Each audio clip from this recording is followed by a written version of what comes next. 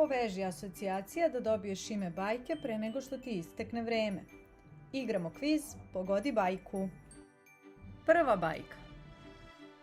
Poveži palac i cvet.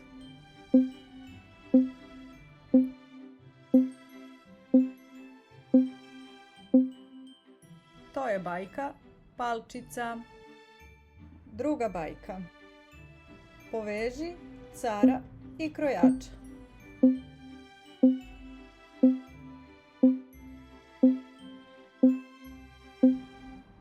To je Carevo novo odelo.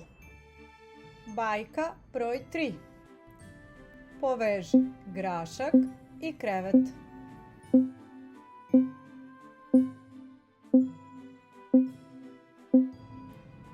To je Princeza na zrnu graška. Četvrta bajka. Poveži raka i psa.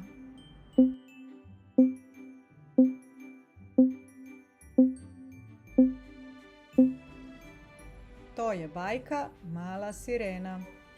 I peta bajka. Poveži mačku i labuda.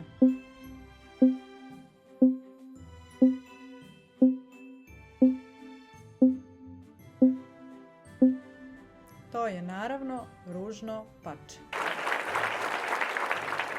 A šta povezuje sve ove bajke?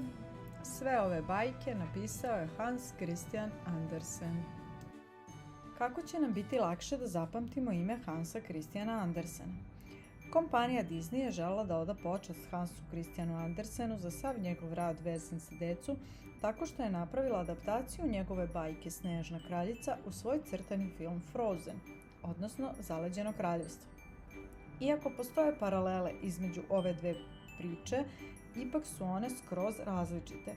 Ali kada se imena likova iz crtanog filma izgovaraju jedan za drugim, dobije se njegovo puno ime i prezime.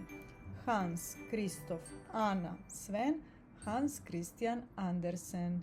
Probajte!